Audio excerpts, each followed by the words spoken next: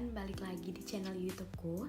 Pada kesempatan kali ini, aku akan coba untuk membahas mengenai materi, yakni manajemen aset dan proyek. Yuk kita bahas.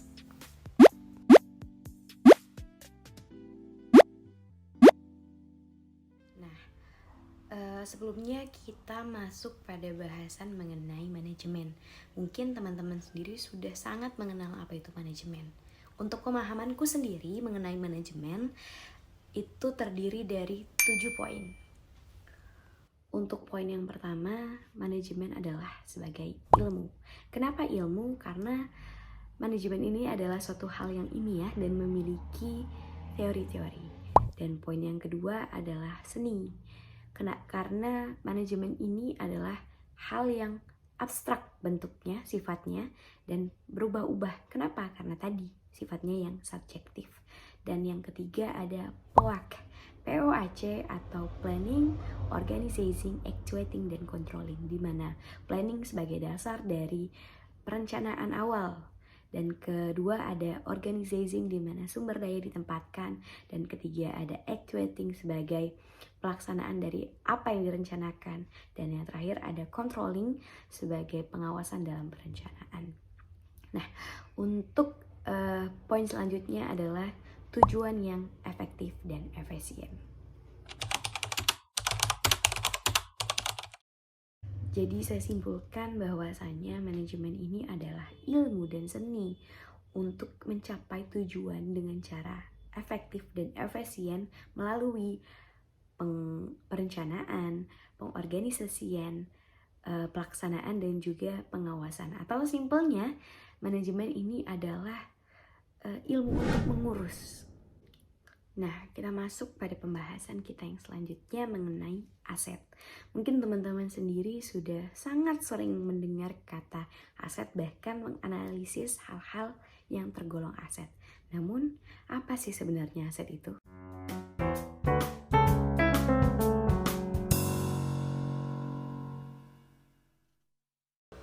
Nah, aset ini adalah sumber daya yang dikuasai sebagai akibat dari peristiwa di masa lalu dan merupakan sumber manfaat ekonomi di masa depan yang diharapkan akan diperoleh.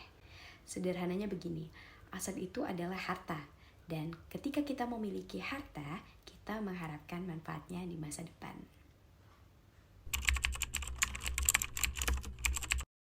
Secara jenis, aset dibagi atas dua. Yang pertama adalah aset yang berwujud, contohnya seperti tanah, gedung, bangunan, emas, uang, dan peralatan.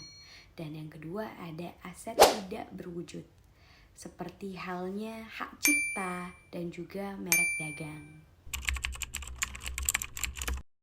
Untuk kategorinya sendiri, aset itu ada dua. Yang pertama adalah aset lancar. Aset lancar sendiri merupakan aset yang liquid, yang mana mudah dicairkan dan bisa dicairkan dalam bentuk kas. Dan yang kedua adalah aset tidak lancar. Aset tidak lancar ini adalah aset yang dimiliki tapi tidak untuk dijual kembali. Nah, aset tetap ini seperti bangunan, meja, kursi, yang mana masuk ke dalam kategori tidak liquid, di mana tidak untuk dicairkan.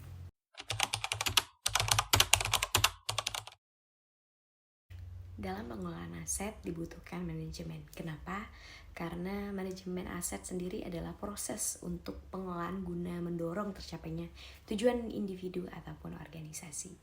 Nah, dalam menerapkan manajemen aset yang dikelola secara efektif dan efisien, tentu saja akan membantu organisasi dalam mencapai tujuan yang diharapkan. Dengan manajemen aset yang baik, dapat menekan angka pengeluaran dan menambah pemasukan uang kas. Manajemen aset ini melibatkan semua pihak level manajemen agar bisa diimplementasikan secara baik pada suatu organisasi. Dengan manajemen aset, hal-hal yang akan didapatkan antara lain seperti akan terjaganya nilai aset. Lalu yang kedua, meningkatnya keamanan. Yang ketiga, adanya monitor untuk penyusutan aset.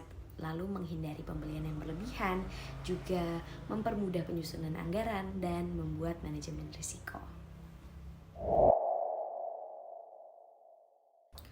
Manajemen aset ini memiliki siklus yang mana sebagai berikut. Yang pertama adalah perencanaan, pengadaan, inventaris, legal audit, penilaian, pengoperasian dan pemeliharaan, penghapusan, dan pembaruan. Untuk perencanaan aset adalah tahap di mana ditentukan tujuan akhir dan sasaran organisasi, sehingga dapat menentukan cara terbaik untuk mencapainya. Contohnya seperti kebutuhan untuk pengadaan, inventarisasi, dan sebagainya. Lalu, pengadaan. Pengadaan merupakan kegiatan memperoleh atau mendapatkan aset yang dilaksanakan dengan menggunakan biaya sendiri atau dari pihak lain. Begitu juga dengan pelaksanaannya. Misalnya, barang atau jasa yang diperoleh dengan biaya-biaya sendiri atau pihak lain. Lalu yang ketiga ada legal audit. Pada tahap ini dapat dilakukan audit mengenai status aset, sistem dan prosedur pengadaan, sistem alur, dan penagihan.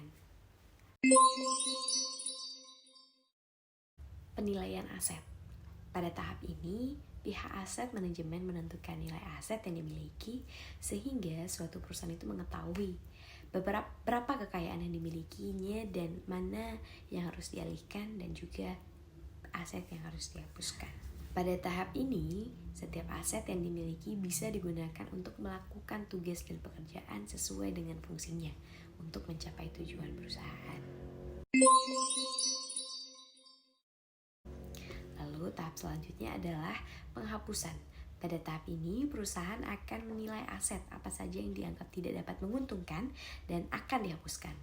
Proses tersebut juga dibagi dalam dua bagian, yakni pengalihan aset, di mana aset akan dilakukan pemindahan hak atau juga tanggung jawab wewenang dan pemanfaatannya untuk suatu unit kerja ke unit kerja lainnya dalam lingkungan sendiri. Contohnya seperti penyertaan modal, hibah, dan lainnya. Untuk yang kedua adalah pemusnahan aset, yakni sebuah tindakan untuk memusnahkan atau menghancurkan aset untuk mengurangi aset karena dianggap tidak dapat dimanfaatkan lagi. Untuk tahap selanjutnya adalah pembaruan. Pembaruan atau peremajaan tersebut bisa dilakukan dalam bentuk perbaikan atau penggantian suku cadang sehingga aset dapat bekerja seperti kondisi semula. Nah, kalau tadi kita membahas mengenai manajemen aset, lalu selanjutnya kita akan masuk pada manajemen proyek. Proyek adalah suatu usaha atau pekerjaan sementara yang dilakukan untuk membuat produk ataupun servis atau juga hasil yang unik. Nah, manajemen proyek adalah perencanaan, pengarahan, dan juga pengendalian dari sumber-sumber yang diantaranya adalah manusia, peralatan, juga material, di mana untuk memenuhi batasan teknis, biaya, dan juga waktu dari proyek tersebut. Untuk proyek sendiri terdiri dari beberapa macam. Contohnya ada proyek konstruksi, di mana proyek konstruksi adalah pekerjaan untuk membangun atau juga membuat produk fisik seperti proyek pembangunan jalan raya, flyover, atau juga jembatan. Lalu yang kedua ada proyek penelitian, yang mana berupa penemuan produk baru, temuan alat baru, atau juga penelitian mengenai penemuan terbaru, contohnya seperti penemuan bibit unggul suatu tanaman, dan lain-lain. Lalu juga proyek penelitian ini muncul di lembaga komersial maupun pemerintah. Setelah produk ditemukan atau dibuat, biasanya akan disusul pembuatan secara massal untuk dikomersilkan. Dan yang ketiga ada proyek yang berhubungan dengan manajemen jasa, di mana proyek ini muncul dalam perusahaan maupun instansi pemerintah.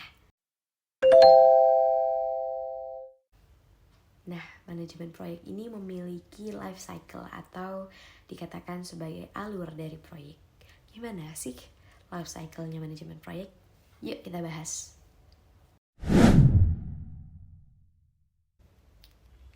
Nah, untuk tahap yang pertama dari manajemen proyek ini adalah inisiasi, di mana adalah hal untuk mengkonsep seperti apa proyek itu akan dibangun, seperti apa proyek itu akan dibuat, atau ini adalah tahap untuk mengkonsep ide-ide.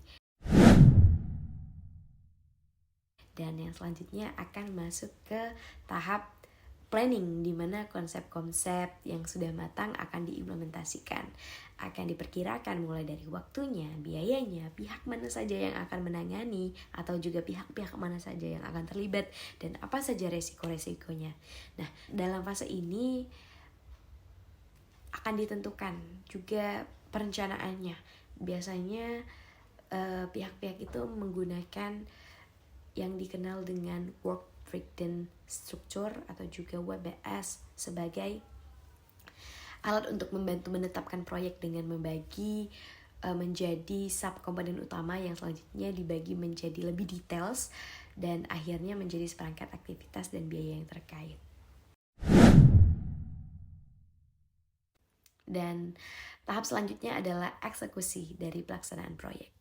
Nah, dalam eksekusi ini adalah pemantauan aktivitas proyek yang akan ada pengawasan hingga akhirnya dari hasil yang terlihat dari pengawasan itu akan diketahui tindakan apa yang harus ditangani dan dijalankan.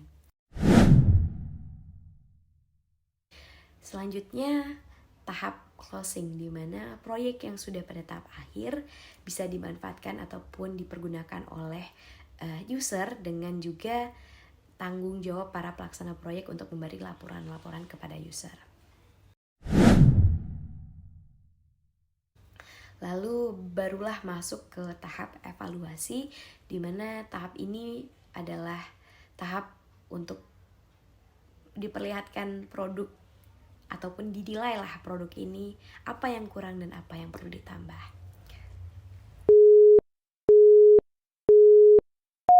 Dalam life cycle-nya manajemen proyek tadi itu ada pengendalian. Pengendalian ini ada dalam semua fase dari project life cycle, mulai dari inisiasi proyek, perencanaan, pelaksanaan, pengawasan dan juga pengendalian proyek hingga akhirnya project closing. Artinya pengendalian ini mempunyai sifat yang menyeluruh serta terpadu, mengarah kepada berbagai upaya yang dilakukan sebuah perusahaan agar tujuan yang ingin dicapai dapat dipenuhi.